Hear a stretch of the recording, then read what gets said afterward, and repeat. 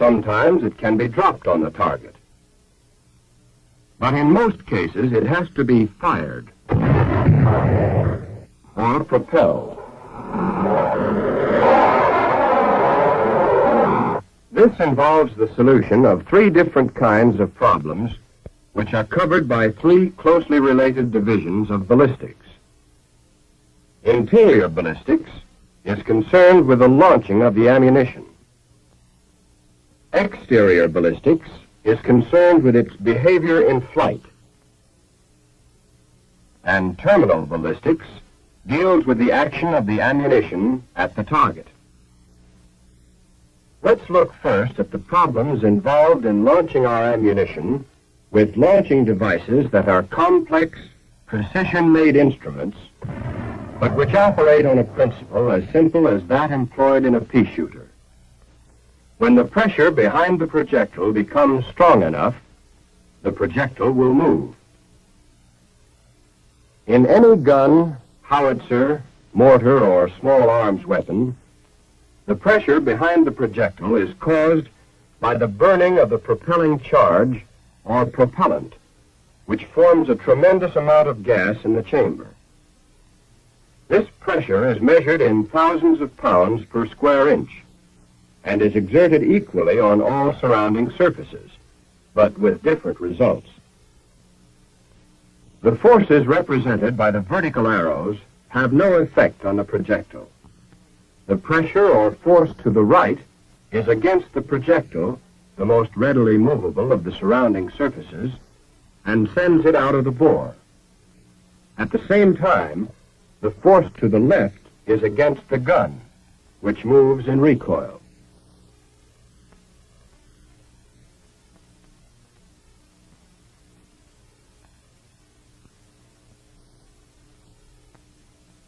By making a few changes in our simplified gun, we can see what happens when we launch a rocket. In effect, the lightweight rocket replaces the gun, and the lightweight gas replaces the projectile. The pressure inside, being equal in all directions, forces the gas out of the chamber at an extremely high velocity. At the same time, the pressure exerts an equal force to the left to propel the rocket.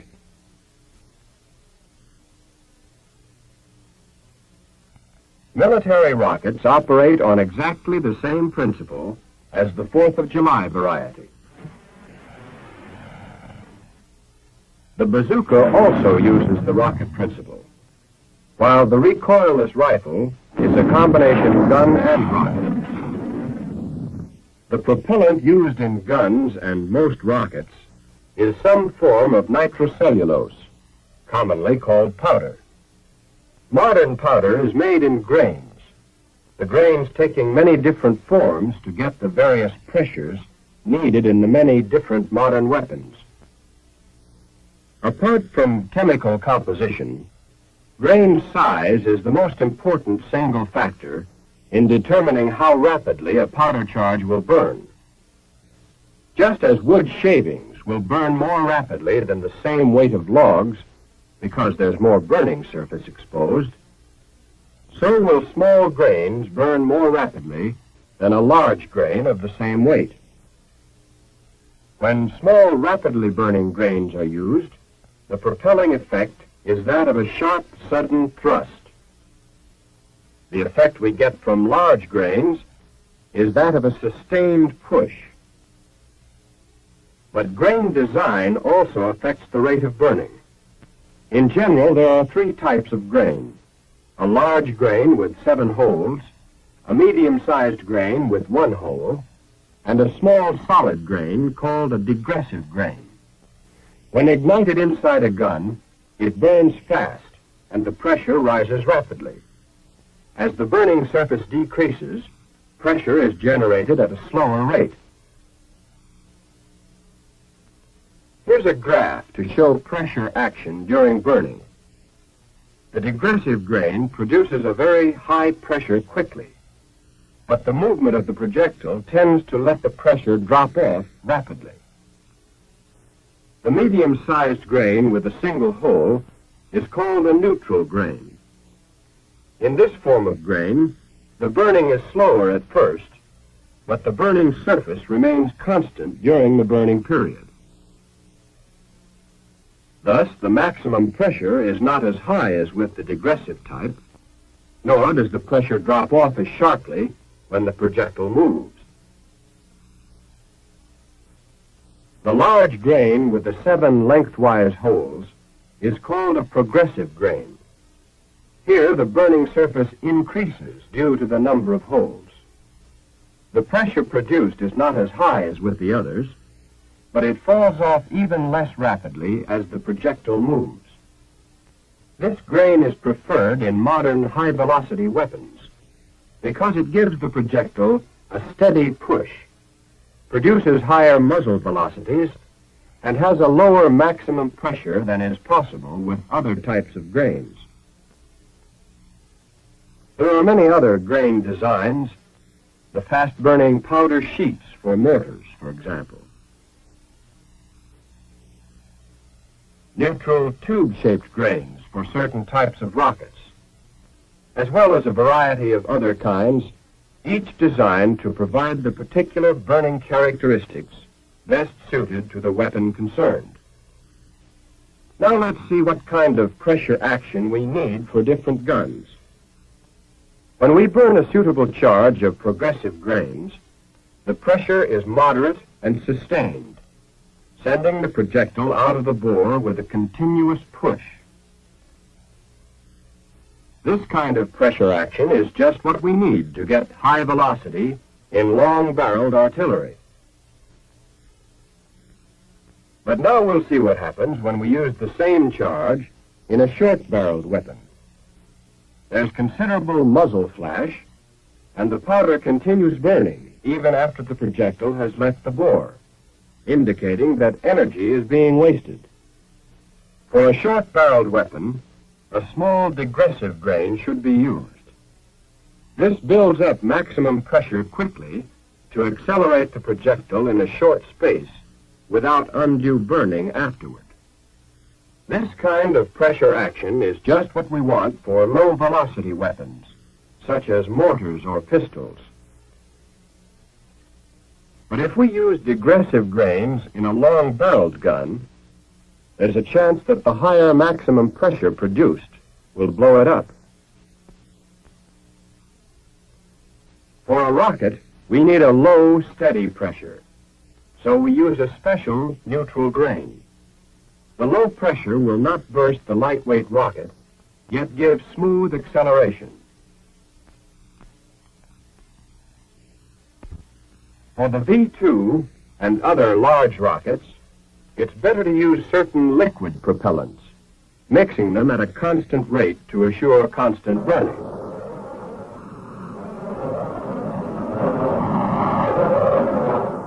In all cases, the propellant must suit a particular tactical purpose. That means providing the desired velocity with a minimum of smoke, flash, and wear on the weapon. Interior ballistics is a highly complicated science, and what you've seen isn't the whole story by any means. But you do know what an important part pressure plays in launching the projectiles. You know something of the effects of grain size and design on gas pressure. And you know the relative burning action of the digressive and other types of grain. In other words, you've got a good idea of why and how a projectile leaves home. Now you're ready to consider exterior ballistics. Exterior ballistics is concerned with the behavior of projectiles in flight. If we could fire a cannonball, influenced by no outside forces, it would continue forever in its original direction at its original velocity. If we add the force of gravity, the cannonball follows this sort of path or trajectory. By adding air resistance, we get this result, and the range is shortened still more. To overcome air resistance and get greater range, we might streamline our cannonball, stretching it into a projectile.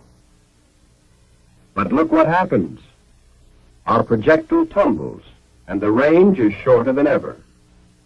We need something to stabilize our projectile in flight. One solution is to equip the projectile with fins. The use of fins solves the problem very effectively for mortars and some types of rockets, and the result is much greater range. Having the projectile spin is another solution to the tumbling problem. This, however, causes the projectile to swerve from a straight course, drifting to one side according to the direction of the spin. That isn't as bad as it might seem because we know it's going to happen, and we allow for the drift in aiming. To get the required spin, spiral grooves are cut in the bore of the gun and a soft rotating band put around the projectile. The band engages the grooves and the projectile rotates or spins. Although there are many forces affecting the projectile, the most important to remember are gravity, which pulls the projectile down, and drag due to air resistance, which slows the projectile. There's nothing we can do about gravity, but we can overcome the effects of drag to some extent in the design of our projectiles. For instance, by the streamlined windshield on this one. Boat tailing, another method of streamlining, also helps to reduce drag. For long-range fire, we must consider, in addition to gravity and drag, the effects of varying density of the air, the temperature of the air, winds over the trajectory, and the rotation of the Earth. The basic problem of the exterior ballistician is always the same: to study, improve, and predict the behavior of projectiles or missiles in flight. Solution of the problem involves the knowledge of many complex forces, the application of many scientific principles, the use of many ingenious lightning-fast computing machines. The ultimate purpose of all this is to design projectiles and compute firing tables, both of such accuracy that our combat units get the maximum number of direct hits. And that is where terminal ballistics comes in. In terminal ballistics, we are concerned with what happens at the target, with the problem of getting the type of action we want for each different kind of target by the most economical, practicable means. Our projectiles, bombs, warheads, mines, grenades, and so forth, are designed to provide different basic effects. By using a large amount of high explosive, we get an effect called blast, making use of violently expanding gases under tremendous pressure. Blast shatters brittle masonry or concrete. It will also twist and tear the metal construction of buildings and vehicles. If penetration is the important thing, we can use a high-velocity projectile with a tough nose and little or no explosive. This sort of projectile will penetrate wood, stone, and up to several inches of steel. By using certain proportions between the weight of the explosive and the thickness of the projectile, we can get fragmentation. Our projectile or bomb breaks up into hundreds of flying fragments. They penetrate like bullets, but leave more jagged, irregular holes. Fragments from bursting shells can do severe damage to personnel and to light structures, such as this plane. Finally, by using incendiary projectiles or bomb clusters, we can start fires to cause great damage in a city, or in a structure or area where large quantities of supplies are stored. Generally speaking, each type of action will be effective against one particular type of target, but a combination will be even more effective. So our projectiles and bombs are usually designed with such a combination in mind. Now, to time or control the action of the projectile at the target, we use different types of fuses. Some of our fuses act on impact, either instantly or after a short delay. Time fuses act a set time after launching. Proximity fuses when they get near the target. Fuse location is also important. In certain cases, we'll get the best results by placing the fuse at the front end of the projectile. In other cases, it works better in the base. Bomb fuses are sometimes placed on the side, and in the larger bombs, more than one fuse is necessary. The fuse type and fuse location determine to a large extent the type of action we get at the target. Now let's consider a typical application of these fundamentals of terminal ballistics in dealing with an enemy plane. Fragmentation is the effect we want. Besides endangering personnel in the plane, flying fragments can wreck the engines, weaken structural members, and may penetrate the fuel tanks, generating enough heat to start a fire. The shell to do this particular job must carry enough high explosive to shatter the shell case and produce high-velocity fragments of the most effective size. Now, what about the fuse for this job?